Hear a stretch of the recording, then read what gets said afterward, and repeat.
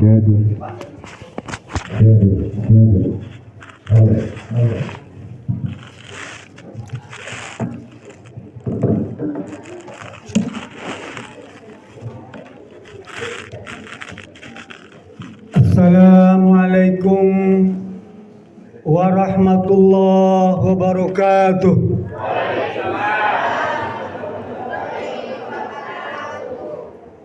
Alhamdulillahilladzi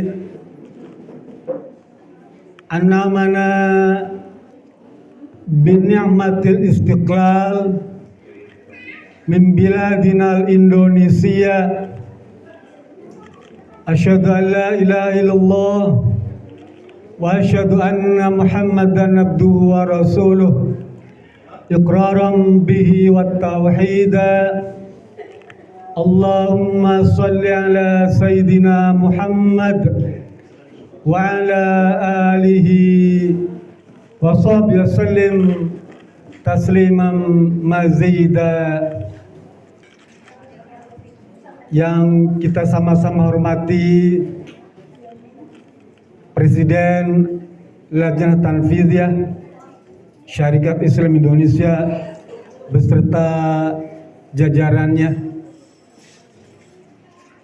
yang juga kita hormati Ketua Dewan Wilayah Syarikat Islam Indonesia Provinsi Jawa Barat beserta pengurus,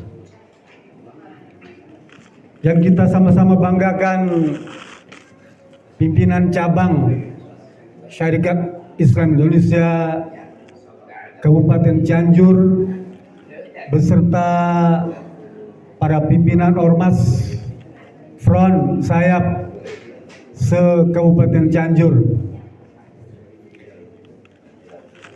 Wabil khusus kepada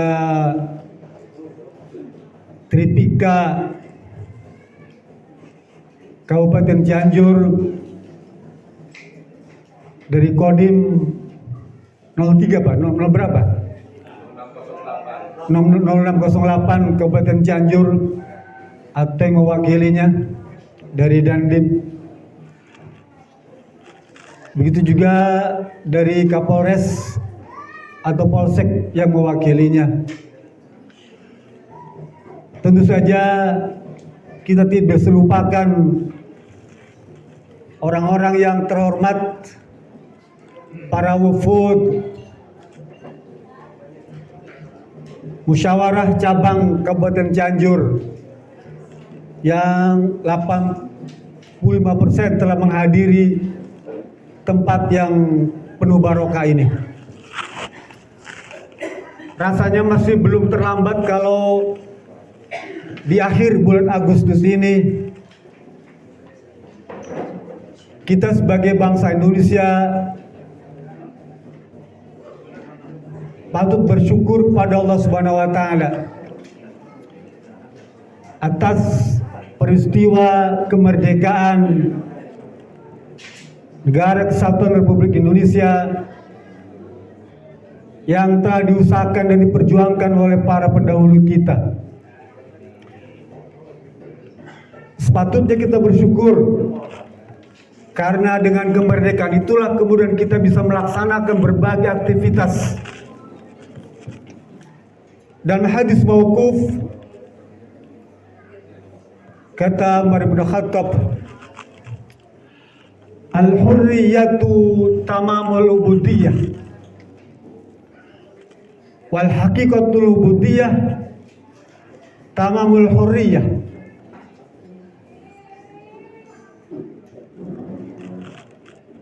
Kemerdekaan itu bagi umat Islam itu bisa memberikan atau mengantarkan kebebasan beribadah.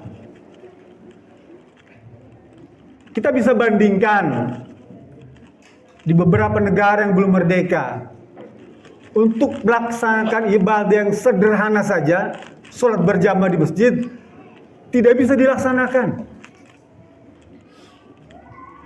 Untuk pertemuan semacam ini di negeri-negeri yang belum merdeka atau terbatas kemerdekaannya tidak mungkin bisa dilaksanakan. ceramah-ceramah di mimbar terbuka, tidak ada tuh. Gak usahlah negara-negara yang berat, ya. Negara-negara Islam seperti Arab Saudi tidak memberikan kesempatan kepada umatnya untuk melakukan mimbar bebas. Kita di negeri Indonesia nih Pak, bersyukur. Ya. Sekarang ini ada semacam kebebasan mengeluarkan pendapat. Ini adalah kesempatan bagi ormas-ormas Islam untuk bersemi kembali melaksanakan dakwah, melaksanakan perjuangan. Itu hikmah al-hurriyatu tamamal ubudiyah. Kemerdekaan itu bisa mengantarkan ibadah yang sempurna. Coba kita mau apa aja boleh Pak. Ibadah nih dari mulai syahadat, ya semua rangkaian ibadah syariat Islam itu bisa dilaksanakan. Sekalipun ada terbatas beberapa perkara tertentu. Lalu kata beliau, wal haqiqatul ubudiyah tamamul hurriyah. Karena sebenarnya hakikat ibadah itu adalah kemerdekaan yang sejati. Hakikat ibadah itu adalah kemerdekaan sempurna atau kemerdekaan yang sejati. Jadi kalau hari ini panitia ya Muscap ini mendudukan temanya mewujudkan kemerdekaan sejati adalah bisa melaksanakan semua rangkaian ibadah itu. Memang tidak mudah, tapi kita harus hargai para pejuang-pejuang terdahulu yang telah meletakkan dasar-dasar negara tuh.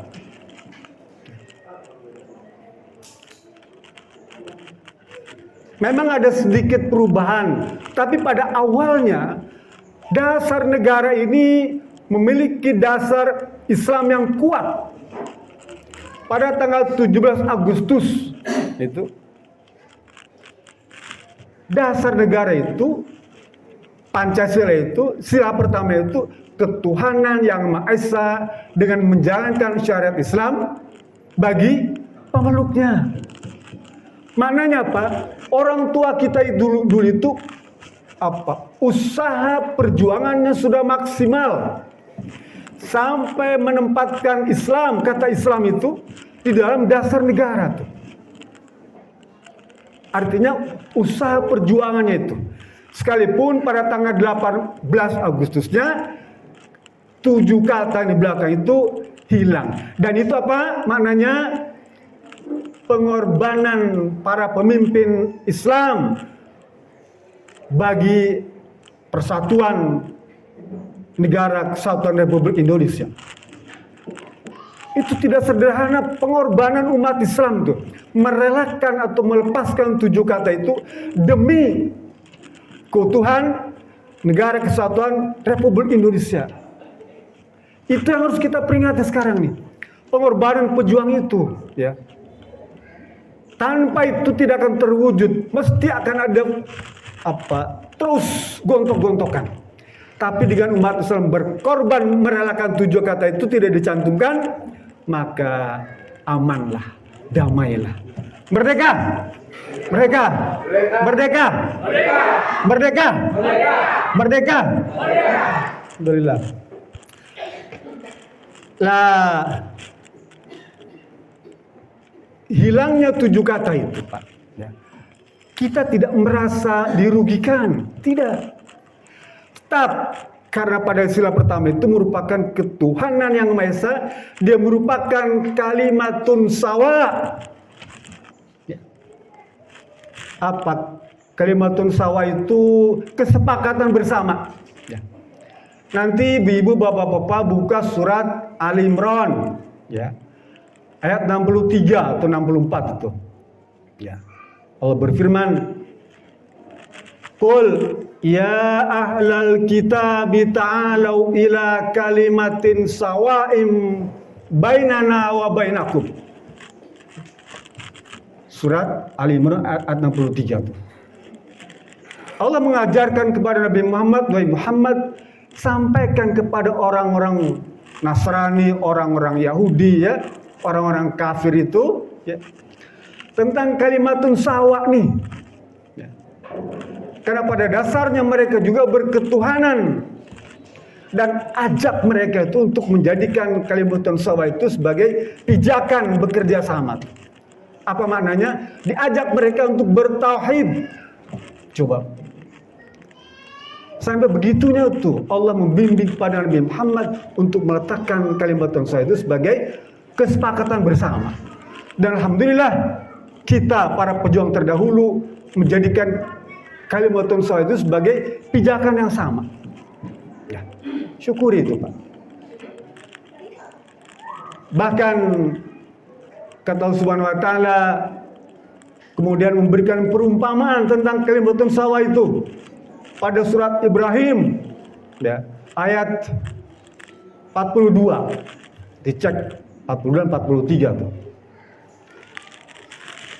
Kalimatun sawa yang bermakna kalimat tauhid itu kata Allah Subhanahu wa taala menyuruh kita, alam tara kaifa daraballahu masalan kalimatan thayyibatan kasyajaratin thayyibatin. Coba kamu tengok, dia bilang ya, bagaimana Allah memberikan perumpamaan kalimat tauhid itu, kalimatun sawa itu seperti apa? Pohon yang baik tuh ya, kasyajaratin thayyibatin, pohon yang baik.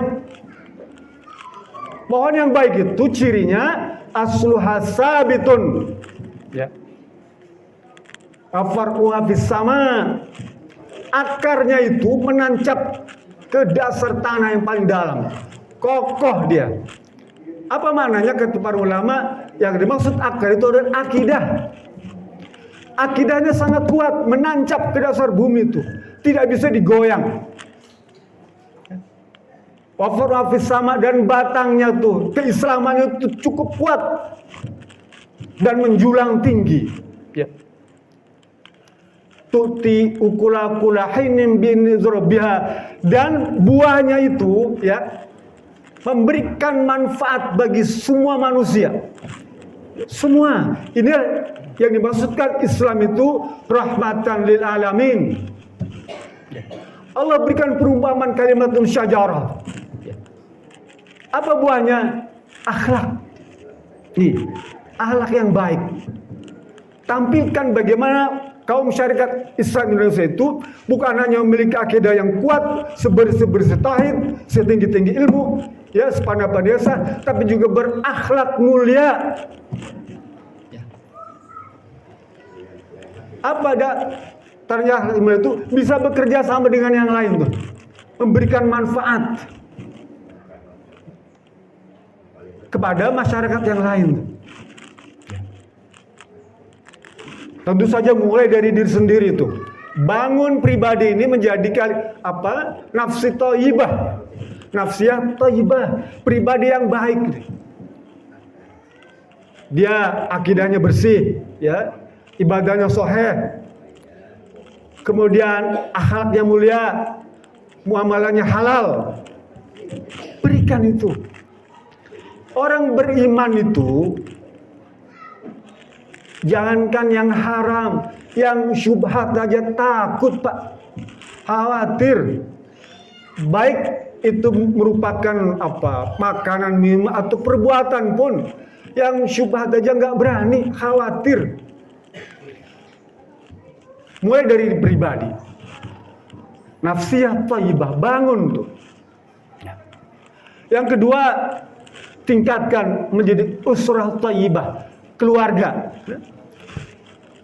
Kata Imam Al-Juzani dalam kitab At-Tarifat itu, kalau keyakinan akidah itu kuat, Pak, dia akan memberikan semangat kepada dirinya untuk menggali ilmu, pengetahuan, terutama pengetahuan Islam. Ya. Lalu kemudian menurunkannya pada keluarga dan menyebarkannya kepada masyarakat. Ya. Kemudian mewujudkannya dalam bentuk yang lebih besar lagi. Ya. lalu kemudian menjaganya serta membelanya di rongrongan orang-orang yang membenci terhadap Islam. Usrah thayyibah. Tingkatkan kembali menjadi ummatan thayyibah. Umat yang baik. Khair ummah. Yang senantiasa menunjukkan pada kebaikan dan mencegah daripada keburukan. Dan mengajak orang untuk terlibat bersama-sama. Ummatan thayyibah. Setingkat lagi menjadi qaryatan thayyibah. Kalau di Cianjur ini menjadi sebuah qaryah yang thayyibah, bisa bekerja sama dengan semua institusi lembaga di sini, bagus. Dulu Rasul pun mulai dari satu kota tuh, Madinatul Munawwarah. Madinah. Kecil saja Yastrib itu nggak besar, tapi dari sanalah berkembang ya menjadi kota Madinatul Thayyibah, kota yang memberikan kebaikan. Tentu para pendiri negeri ini berharap bukan hanya qaryatan thayyibah, tapi meningkat pada baldatun thayyibatun wa rabbun ghafur. Itu yang kita inginkan. Dan itu dasar-dasarnya sudah ditanamkan oleh para pendahulu kita itu. Hadirin yang dirahmati Allah Subhanahu wa taala. Sekalipun memang sekarang ini tantangannya berat ya. Terutama kalangan umat Islam ya. Sering merasa kurang mendapatkan penghormatan ya. Sekalipun negeri ini didirikan oleh mayoritas mereka-mereka yang beragama Islam. Kita tidak menafikan adanya aktivitas orang selain Islam, tapi hampir semua, ya, sebagian besar itu digagas dan dilaksanakan, diperjuangkan oleh umat Islam. Tapi sekarang ini memang kadang-kadang kita merasa terasing. Seakan-akan Islam itu menjadi hilang. Seperti ini dulu pernah berkata, kata Rasulullah dalam sebuah hadis riwayat Abu Hurairah itu, bada al-Islamu ghariban wa sayaudu ghariban kama bada. Kila Islam itu pada mulanya memang asing, tapi kata Rasul bilang nanti juga akan asing lagi tuh ya. Saya kaget ketika melihat partai-partai yang 76 partai itu terdaftar di Sipol itu ada 76, banyak Pak kemarin tuh ya. Gak ada satupun yang pakai nama Islam. Bapak nanti cek. Gak ada satupun nama partai yang menggunakan kata Islam. Padahal semua pengurusnya itu mayoritas beragama Islam.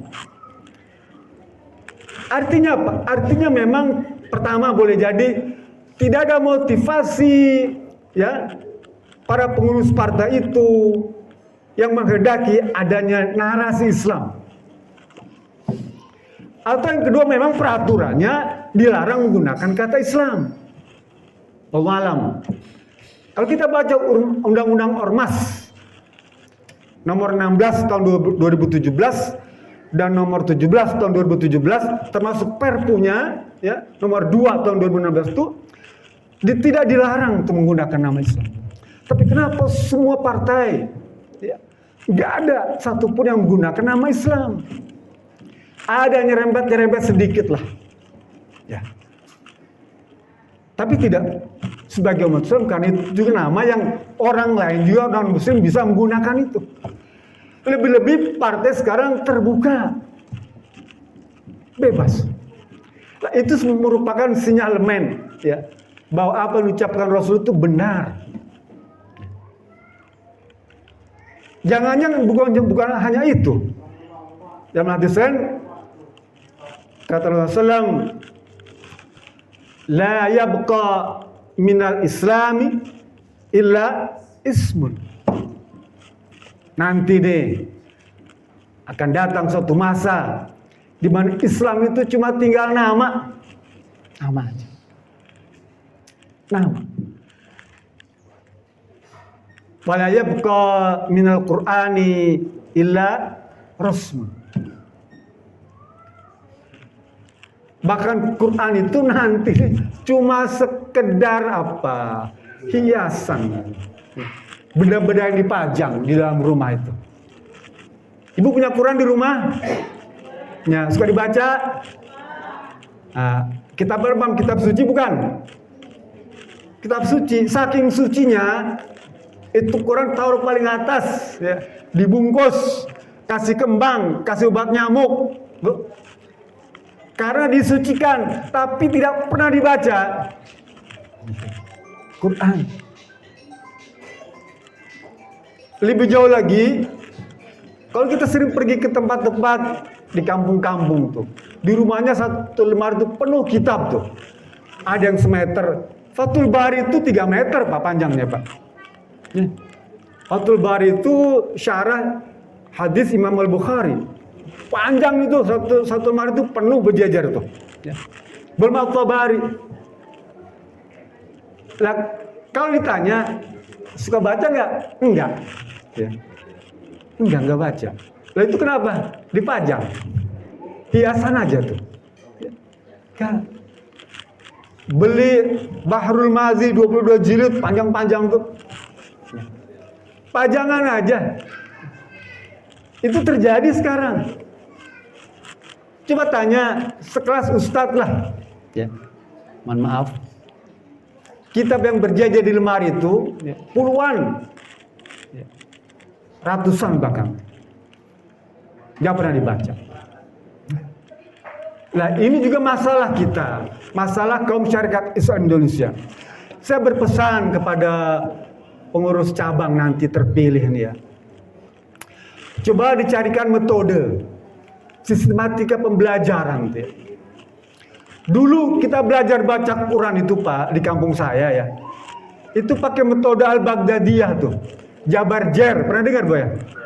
Baca Quran itu pakai Jabar Jer Pes. Itu metode Al-Baghdadiyah tuh ya. Selama puluhan tahun, ratusan tahun itu. Dan memang lama dan kadang-kadang bosan. Sekarang orang belajar Quran, baca Quran, qiraat itu cepat. Cucu-cucu saya, cucu kita tuh ya, cepat. Tanya pakai metode apa? Bukan pakai Al-Baghdadiyah. Dia pakai metode baru, Al-Qiraati, Al-Barqi, ada Iqra tuh. Itu metode cara baca Al-Quran yang cepat. Lah apakah cuma baca Quran saja yang boleh bisa cepat? Belajar Islam itu tidak. Sebetulnya ilmu yang lain pun seperti belajar akidah bisa dipacu lebih cepat lagi. Sekarang orang belajar akidah kadang-kadang membosankan, berputar-putar pada teologi filsafat yang kadang-kadang implementasi nggak bisa diterapkan. Putar lagi teologi filsafat, bolak-balik di situ belajar akidah.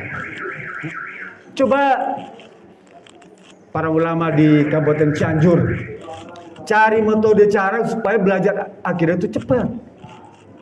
Karena ilmu yang lain harus juga dipelajari. Ini bertahun-tahun kita bab toharoh, sholat, nggak habis-habis tuh. Kapan kita belajar sirah? Kapan kita belajar akhlak? Kapan kita belajar hudud? Kapan belajar siasah? Kapan belajar muamalah? Kalau sampai kita umur 70 tahun masih berkutat perkara-perkara usul. Ini juga diantara hambatan di dalam pengembangan ormas-ormas Islam. Ya. Apa diantaranya? Kadang-kadang ormas Islam itu para pengurusnya ya mengerjakan energinya habis untuk perkara-perkara yang sifatnya pragmatis. Bahkan mungkin mengarah pada oportunis tuh. Energinya terkuras tuh, sementara umatnya ditinggalkan. Dia berusaha membangun citra personal loh. Citra personal, citra pribadi dalam rangka panjat sosial istilahnya tuh. sukses, organisasi ditinggalkan. Berapa banyak kaum masyarakat Islam Indonesia, anggota Indonesia ini, ya, yang larut dalam kehidupan seperti tadi tuh, ya. Akhirnya cabang tidak tergarap, anak cabang tidak terurus, ranting ditinggalkan, dia sibuk ngurusin partai politik. Ramai di partai politik itu, ya, sibuk di sana. Jamaah ditinggalkan. Tapi begitu dijadikan DCT, daftar calon tetap, dia buru-buru balik lagi ke kampung lagi tuh. Wah, diajak tuh semua. Berhasil, dia tinggalkan lagi.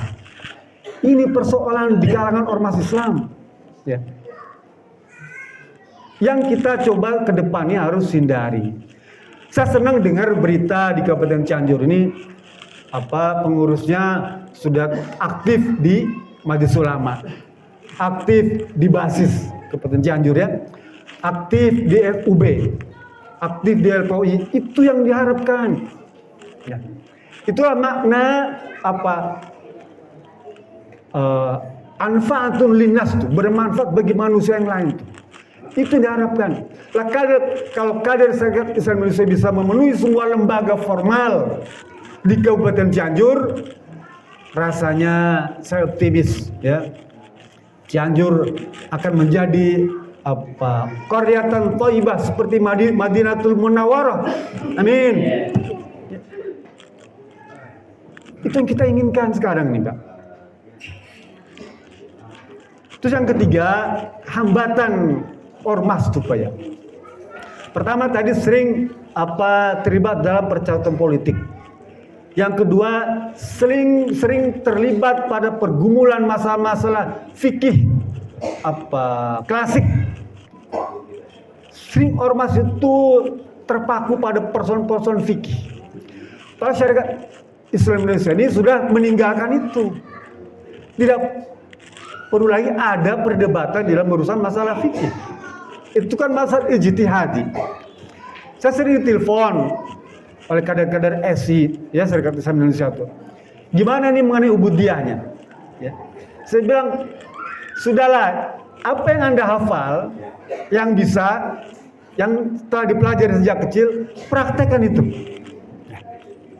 Praktekkan itu. Gak usah terlibat dengan persoalan lain. Ini dhaif, ini sahih, ini matruk, ini bid'ah dan sebagainya. Lupakan itu. Apa yang bisa, laksanakan. Yang ketiga yang jadi hambatan sering menampakkan atau menunjukkan penokohan kepada figur-figur tertentu. Menokohkan figur-figur tertentu ini juga bisa berbahaya bagi kelangsungan estafeta kepengurusan. Ya. Berapa banyak tokoh-tokoh yang sudah menghadap Allah Subhanahu wa taala. Ya. Dan secara perlahan, ya, bertahap ormas yang kemudian luntur dan hilang. Di beberapa wilayah dan cabang syarikat Islam Indonesia juga tidak luput seperti itu. Begitu tokohnya meninggal dunia, maka wilayah tadi hilang, cabang tadi hilang, anak cabang tadi hilang. Kenapa? Karena leadership yang ditanamkan kepada seluruh pengurus tidak berjalan. Oleh karena itu saya berpesan kepada Kabupaten Cianjur supaya masalah ini menjadi perhatian. Berikan kepada seluruh pengurus itu kewenangan, ya, sesuai dengan otoritasnya, sehingga memiliki merasa dianggap sebagai petugas gitu, ya. Sekarang kan lebih mudah, ada WA group. Coba kalau pengurus, ya, Syarikat Islam Indonesia Kabupaten Cianjur, dari mulai cabang, anak cabang, kemudian ranting, ya, terus sampai jamaah itu dimasukkan ke dalam grup WA itu, semua dilibatkan. Mungkin pimpinan cabang lebih mudah untuk menginformasikannya tuh. Saya kira ada pengurus 1.000 orang, Pak, ini se-Kabupaten Cianjur ada. pengurus, masukkan semua ke WA tuh, ya, masukkan. Jadikan itu sebagai sarana. Nih, teknologi ini memudahkan kita. Ya. Medsos ini jadikan sebagai sarana untuk taqarrub ilallah, untuk melaksanakan Islam sepenuhnya dan seluas-luasnya melalui medsos, melalui WA. Kalau terbatas pakai Telegram, gunakan itu. Informasi tentang muscap, sampaikan. Informasi tentang khosi, sampaikan. Mudah. Bahkan bisa untuk kepentingan lain, ya. Mungkin bisnis umat, ya. Itu gunanya. Jangan kemudian isi untuk perkara-perkara fitnah, adu domba, hoak dan sebagainya. Itu mesti dihindari. Ya.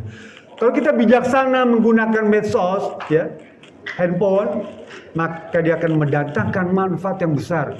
Kalau tadi cerita kitab-kitab yang besar-besar itu harus berupa jejeran, ya, cetakan kitab itu. Dengan handphone cukup saja satu, itu Bapak sudah punya koleksi ribuan judul buku, ribuan judul kitab ada di dalam handphone itu. Tanpa harus membeli begitu banyak kitab yang juga belum tentu dibaca. Bapak Ibu rahmatullah subhanahu wa ta'ala, perkokoh persatuan dan kesatuan ini namanya muradif, ya, seperti tatahirum tathura tathira. Jadi sebetulnya persatuan kesatuan mirip-mirip, dekat-dekat aja tuh, ya. Nah, memang kalimat ini sederhana, tapi untuk mewujudkannya susah. Ya. Kata Allah Subhanahu wa taala di dalam surat Al-Maidah ayat 48 tuh. Allah berfirman, "Walau sya'allahu la ja'alakum ummatan wahidah." Kalau Allah mau nih, ya, seluruh kaum syarikat Islam itu bisa bersatu. Kalau Allah mau, seluruh umat Islam itu bisa bersatu. Kalau Allah mau. Lalu kenapa tidak bersatu? Karena Allah belum menghendaki umat Islam itu bersatu. Tapi Allah memberikan kesempatan kepada hambanya untuk berupaya mempersatukan tuh. Walau sya'allahu laja'alakum ummatan wahidah walakil liyabluwakum fima atakum fastabiqul khairat. Surat Al-Maidah ayat 48. Jadi kenapa Allah belum mempersatukan umat Islam ini? Karena Allah ingin memberikan kesempatan kepada kaum syarikat Islam Indonesia untuk mempersatukan. Karena di sana ada ganjaran, ada pahala. Oleh karena itu berlomba-lombalah untuk dapat mempersatukan. Karena yang berhak mempersatukan itu Allah Subhanahu wa taala. Walakinnallaha allafa baina qulubikum. Kecuali Allah lah yang bisa mempersatukan hati-hati kalian. Kalau sudah bersatu, ya, umat Islam, apa janji Allah? Nanti buka surat Ali Imran ayat 126 tuh. 126 ya. Atau surat Az-Zukhruf. Ya. Kata beliau, kata Allah Subhanahu wa taala, "Wa ma nasrun illa min indillahil azizil hakim." Tidak ada kesuksesan, keberhasilan atau kemenangan itu, ya, kecuali itu semuanya milik Allah Subhanahu wa taala.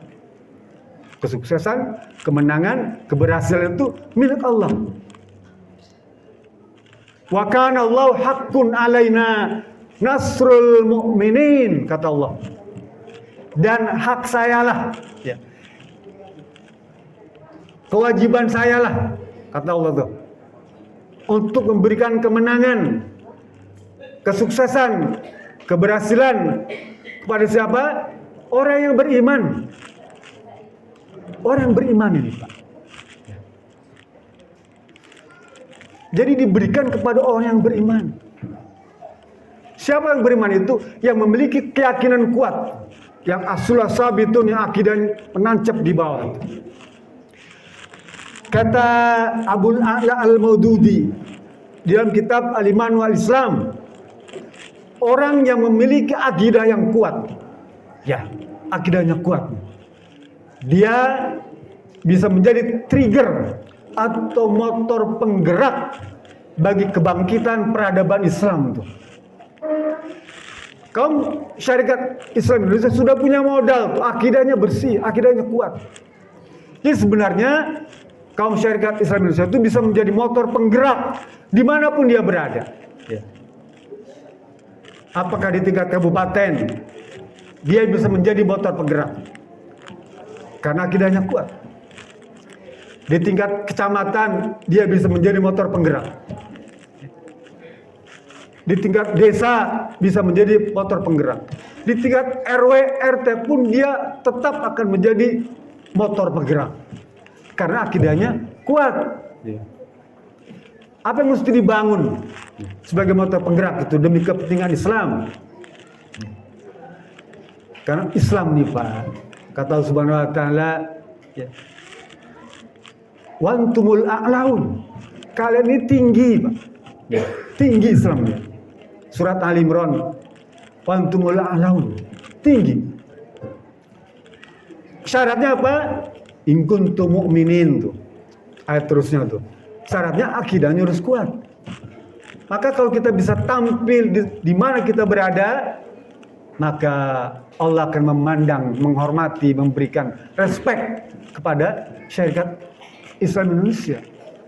Tapi sebaliknya, jika yang keluar itu keburukan, jangan kaget kalau kemudian kaum syarikat Islam Indonesia akan direndahkan, dihinakan, bahkan tidak dianggap ada tuh. Wujuduhu ka'adami, keberadaannya dianggap tidak ada. Ke depan saya kira cabang bisa memulai meningkatkan itu. Kata Al-Imam Hasan Al-Banna, ada 3 metode untuk bisa membangkitkan agar menjadi motor penggerak. Yang pertama, ya, bagaimana mewarnai kaum syarikat Islam Indonesia dengan ilmu, dengan ta'lim dan tabligh gitu, terus galakan. Sampaikan informasi. Tapi tidak sampai berhenti di situ saja. Harus tingkat kembali menjadi takwin pembentukan umat tuh. Ya. Cabang bisa membangun struktur sampai tingkat jamaah. Ya. Bentuk gitu. Kalau sekarang baru sekitar 10 anak cabang, masa jihad berikutnya ini harus naik menjadi ada berapa anak cabang, Pak? Sekecamatan, sekabupaten Cianjur ini. Ada 50 kecamatan. 32 kecamatan. Sekarang 10 mungkin yang definitif ya. 10 tinggal jadi 22 lagi tuh. Belum 50%. Ya. Artinya apa? Tuh PR pengurus masa jihad berikutnya bisa nggak tuh selesaikan tuh sampai 50%. Ya. Insya Allah. Dan dibantu dengan cara apa? Cara mudah. Ya. Mudahkan saja. Misalnya di Harga Bintang ada cabang dan anak cabang Harga Bintang. Nah, calon itu SK-kan, ya. SK-kan definitifkan agar dia merasa mendapatkan penghormatan penting. Ya. Kalau Surade masuk Sukabumi ya, Bang. Ya. Cidaun ya, masuk ya. Cidaun. Di pesisir selatan itu sekarang sudah jadi daerah perkotaan. Ya. Bagus, Pak. Jalannya besar. 2 kali lipat jalan provinsi di sini, Pak. Besar sekali. Artinya apa? Infrastruktur di sana sudah lebih bagus. Tinggal bagaimana cabang memanfaatkan itu semua. Ya. Bahkan bisa mendatangkan aspek ekonomi yang besar. Ya. Karena di selatan itu menjadi daerah pengembangan Kabupaten Cianjur. Baik dari sisi demografi juga ekonomi. Jangan sampai kemudian diabaikan. Belum lagi ada pengembangan kecamatan-kecamatan baru. Ya. Ini juga menjadi tugas kita semua. DPP jelas mendukung itu semua. Oleh karena itu nanti pada musyab nanti bicarakan itu semua. Ya. bicarakan untuk pengembangan wilayah, pengembangan daerah ke daerah selatan. Bapak Ibu Rahimahullah Subhanahu wa taala, atas nama DPP Syarikat Islam Indonesia mengucapkan selamat kepada kaum Asy Indonesia Kabupaten Cianjur untuk melaksanakan musyawarah cabang yang ke-23. Semoga musyawarah ini bisa melahirkan program-program unggulan yang bisa dibanggakan bukan hanya oleh kaum SCI Kabupaten Cianjur, tapi juga bagi seluruh kaum SCI se-Nusantara. Dan pada pengurus terpilih, tentu saja jaga itu kepercayaan atau amanah yang diberikan kepada antum semua, karena amanah itu beban, beban berat sebetulnya, tetapi dia akan menjadi barokah dan rahmat bagi kita semua yang bisa mengantarkan Kabupaten Cianjur ini menjadi kabupaten yang thayyibah. Rasanya itu yang bisa saya sampaikan. Lebih kurang mohon maaf. Oh iya. Dan sekaligus untuk memulai acara musyab ini, saya mohon tenang semua, ya. Pakai palu nggak usah. Dengan mengucapkan Bismillahirrahmanirrahim, musyawarah cabang ke-23 Syarikat Islam Indonesia Kabupaten Cianjur dengan tema Perkokoh Persatuan dan Kesatuan untuk mewujudkan kemerdekaan sejati secara resmi kami buka. Assalamualaikum warahmatullahi wabarakatuh.